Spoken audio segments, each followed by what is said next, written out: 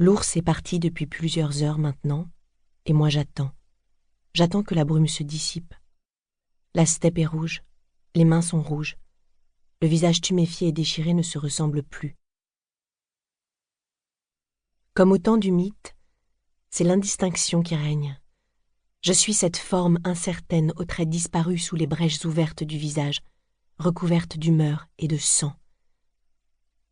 C'est une naissance, puisque ce n'est manifestement pas une mort. Autour de moi, des touffes de poils bruns solidifiés par le sang séché jonchent le sol, rappellent le récent combat. Depuis 8 heures, peut-être plus, j'espère que l'hélicoptère de l'armée russe va percer le brouillard pour venir me chercher. J'ai garrotté ma jambe avec la lanière de mon sac quand l'ours s'est enfui. Nikolai a aidé à me bander le visage lorsqu'il m'a rejointe. Il a vidé sur ma tête nos précieuses réserves de spirt qui ont coulé le long des joues avec les larmes et le sang. Depuis, il m'a laissé seule. Il a pris mon petit alcatel de terrain pour appeler les secours du haut d'un promontoire, en pensant sûrement au réseau incertain, au téléphone antique, aux antennes lointaines, que tout cela fonctionne parce que les volcans nous encerclent, eux qui célébraient il y a quelques instants seulement notre liberté et qui scandent à présent notre enfermement. J'ai froid. Je cherche mon sac de couchage à tâtons, je m'emmitoufle comme je peux. Mon esprit part vers l'ours.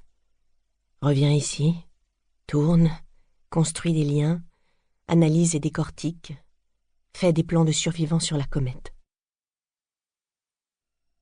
Dedans, cela doit ressembler à une prolifération incontrôlable de synapses qui envoient et reçoivent des informations plus rapidement que jamais. Le tempo est celui éclatant, fulgurant, autonome et ingouvernable du rêve. Pourtant, rien n'a jamais été plus réel, ni plus actuel. Les sons que je perçois sont démultipliés. J'entends comme le fauve. Je suis le fauve.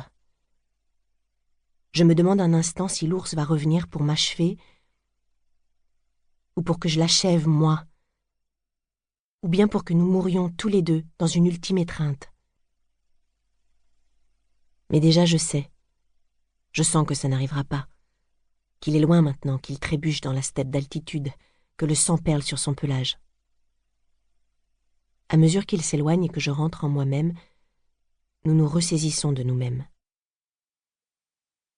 Lui sans moi sans lui, arriver à survivre malgré ce qui a été perdu dans le corps de l'autre, arriver à vivre avec ce qui a été déposé.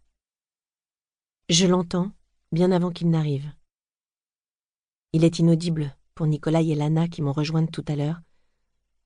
Il arrive, je dis. Mais non, il n'y a rien, ils répondent. Juste nous, dans l'immensité avec la brume qui monte et qui descend. Pourtant, quelques minutes plus tard, un monstre de métal orange, rescapé de l'époque soviétique, vient nous arracher au lieu. À Kliouchi, c'est la nuit, le fond concret de la nuit. Kliouchi, le village clé. Le centre d'entraînement, la base secrète de l'armée russe, dans la région Kamtchatka. Je ne suis pas censé savoir que c'est sur ce pauvre bout de terre qu'ils envoient des bombes chaque semaine depuis Moscou pour mesurer leur portée et atteindre les rives américaines du détroit en cas de guerre. Je ne suis pas non plus censé savoir que tous les indigènes du coin, Even, Koryak, Itelmen, pour ce qu'il reste d'eux, sont enrôlés ici, parce que sans reine et sans forêt, l'absurdité devient la norme, et qu'ils en viennent à se battre pour leurs tortionnaires. Sauf que je le sais. Depuis le début, je le sais, parce que c'est mon métier de savoir ces choses-là. Les Even, dont je partage le quotidien forestier depuis plusieurs mois, m'ont raconté les bombes qui explosent près du dortoir le soir. Ils ont ri à mes questions, ils m'ont scruté du regard, ils m'ont souvent traité d'espionne. Gentiment, méchamment, ironiquement. Ils m'ont fait tenir tous les rôles, mais ils m'ont toujours tout dit. Pour continuer à écouter ce livre audio gratuitement, cliquez sur le lien dans la description. et vous pourrez l'écouter en entier sans frais, grâce à l'essai de 30 jours d'Audible.